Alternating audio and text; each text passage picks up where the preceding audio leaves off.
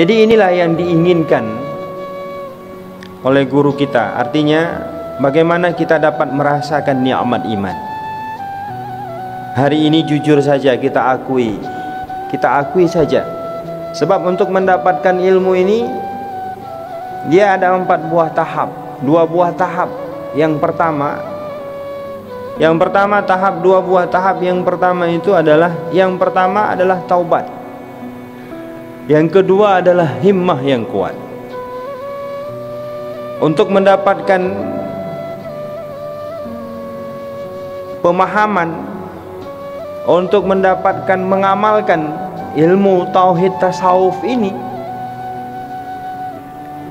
ada 4 buah tahap, 2 buah tahap bagi orang yang mula-mula. Yang pertama taubat. Harus ada dulu di dalam batin kita, saya ingin bertaubat. Saya ingin bertaubat daripada kesalahan-kesalahan yang sudah saya lakukan. Saya ingin meninggalkan semua kesalahan-kesalahan yang selama ini. Saya ingin berubah menjadi orang yang lebih baik. Saya ingin berubah menjadi hamba Allah yang taat dan patuh. Ini dulu. Jadi kalau kita tidak ada niat taubat di dalam batin kita, maka tidak ada artinya. Tidak ada artinya. Betapa besar pun, betapa banyak pun ilmu yang disampaikan, kalau kita tidak ada kemauan untuk melakukan taubat, maka ilmu yang disampaikan itu juga tidak ada bermakna. Yang kedua ada himmah yang kuat. Ada keinginan yang kuat. Keinginan apa? Keinginan kita mencari Allah. Keinginan kita supaya dekat dengan Allah. Keinginan supaya kita dapat bertakarrub kepada Allah, dapat berjinak-jinak dengan Allah. Terasa nikmat pada saat kita mendengar kalimat Allah. Terasa nikmat. Ini perasaan ini tidak bisa kita samakan di antara satu dengan yang lain. Tidak bisa kita samakan. Sehingga juga di dalam ayat dijelaskan, innamal mu'minuna alladzi idza dzukirallahu wajilat qulubuhum. Orang-orang yang beriman itu apabila disebut nama Allah bergetar hatinya. Nah, ini bagaimana kita katakan ini? Rasa ini bagaimana? Sehingga di dalam tauhid tasawuf kita melihat sebuah ceramah yang bagus, kita melihat dakwah yang bagus. Kalau kita menilai secara gamblang, ceramah yang paling bagus adalah ceramah yang paling banyak menyebut Allah. Dakwah yang paling bagus adalah dakwah yang paling banyak menyebut Rasulullah. Dan yang paling banyak menyebut orang-orang yang mencintai Allah. Jadi ini tidak bisa kita kiaskan, kita lukiskan, kecuali hanya kepada orang-orang yang mempunyai kemauan yang kuat. Bagaimana kita merasa kalau sudah mendengar kalimat Allah, kita merasa senang. Apalagi kita mendengar orang berzikir la ilaha illallah, kita merasa senang. Adakah ini pada diri kita? Jangan justru sebaliknya. Kita mendengar orang berzikir lalu kita marah. Mendengar orang berzikir lalu kita ambil batu kita lempari. Subhanallah. Sangat sedih ya, kita pada hari ini kalau itu sempat terjadi di kampung kita. Kalau sempat itu terjadi di daerah kita, ada orang berzikir lalu dilempari dengan batu. Ada orang berzikir lalu difitnah macam-macam, dimusuhi dan lain sebagainya. Di mana makna yang Allah sampaikan, innamal mu'minuna alladzi idza dzukirallahu wajilat qulubuhum. Orang-orang yang beriman itu kalau disebut nama Allah bergetar hatinya. Bergetar. Kenapa kita hanya melihat perempuan yang cantik saja hati kita bergetar? Kenapa kita hanya melihat uang yang banyak saja hati kita yang bergetar? Kenapa hanya kita melihat mobil yang mewah saja hati kita bergetar? Kenapa kita hanya mendengar nyanyian-nyanyian orang-orang artis-artis hati kita bergetar? Tetapi kenapa kita tidak punya rasa pada saat orang menyebut nama Allah, pada saat orang mengagung-agungkan syiar Allah, malah kita alergi terhadap asma-asma Allah? Padahal ini Nabi katakan, la taqumus sa'ah hatta la yuqalu Allah Allah. Kalimah Allah ini adalah kalimah yang bisa memperkuat alam ini. Nyeken orang Aceh labang donya, donya nyokong dunia ini kuat karena ada orang masih menyebut-nyebut Allah. Nabi katakan, la taqumus sa'ah hatta la yuqalu Allah Allah. Tidak akan terjadi hari kiamat kecuali orang sudah tidak lagi menyebut-nyebut Allah. Bahkan kita lihat di dalam hadis yang lain, Nabi katakan, kalimat yang paling bagus, bahasa yang paling bagus, cerita yang paling indah, apalagi cerita yang paling indah, bahasa yang paling bagus, suara yang paling enak didengar, apa? Adalah kalimah la ilaha illallah. Afdalu ma qultu, Nabi katakan, sebaik-baik yang aku katakan, wan nabiyyuna min qabl, dan nabi sebelum aku juga katakan. Kalimah apa itu? Itu adalah kalimah la ilaha illallah.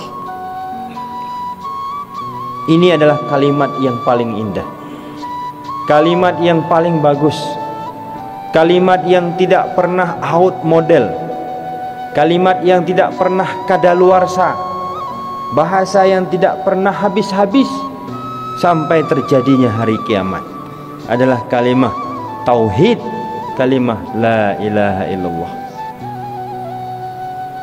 Dan yang selalu kita inginkan, dan yang selalu kita doakan, dan yang selalu kita minta kepada Allah, seperti apa yang sering kita berdoa, Allahumma ja'al akhir kalamina 'inda intihai ajalina qawla la ilaha illallah.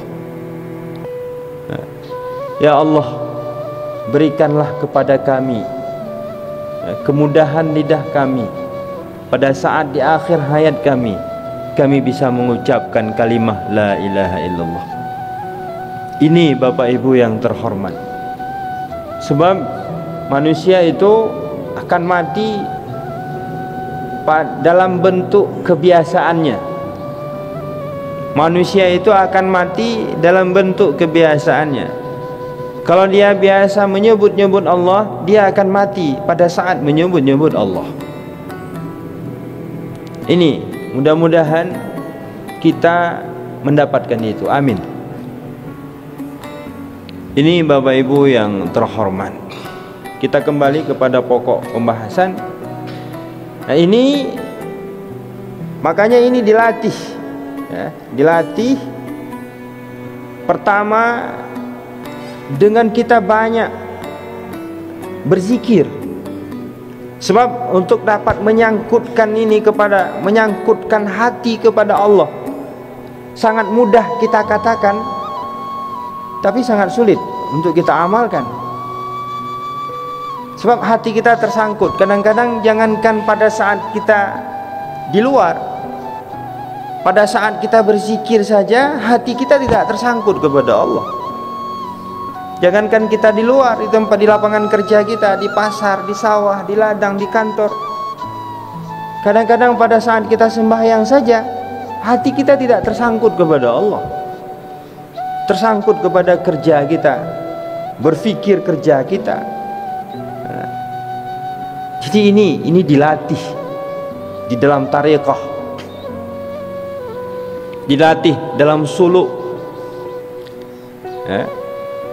seperti apa yang dikembangkan oleh Abuya Mudawali lewat tariqah Naqsyabandiyah Khalidiyah. Ini tariqah, kalau kita bahas tariqah itu sangat banyak. Bapak-bapak, ibu-ibu yang terhormat, sangat banyak, sehingga para sufi mengatakan at-turuqu ilallah bi'adadi anfasil khalaiq. Jalan untuk menuju kepada Allah ini sebanyak nafas makhluk ini. Jangan kita menyalahkan. Pada saat kita berpegang mengamalkan satu tarikat, lalu kita menyalahkan tarikat yang lain, tidak.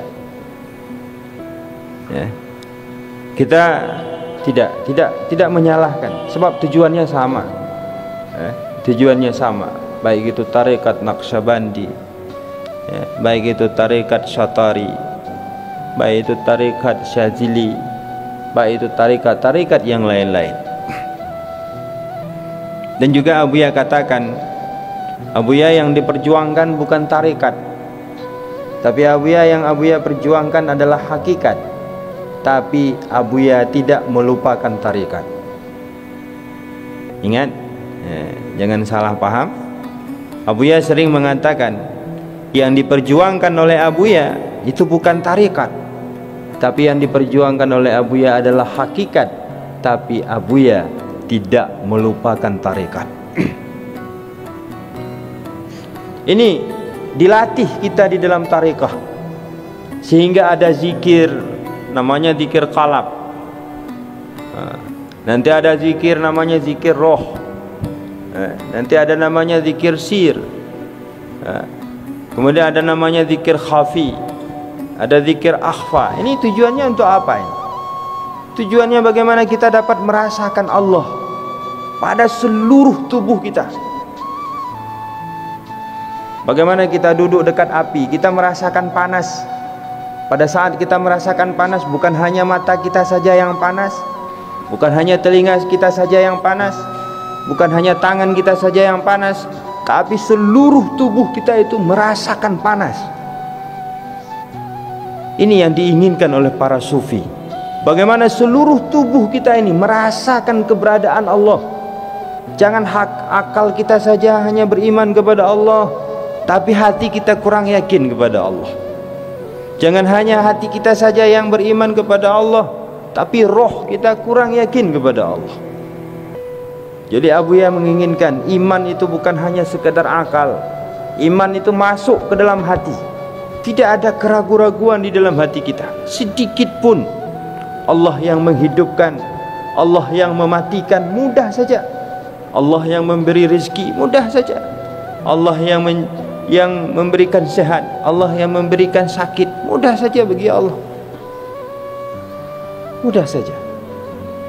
Jadi tidak ragu kita mendapatkan kekayaan hari ini bukan dengan kepintaran kita, tetapi itu memang semata-mata pemberian Allah.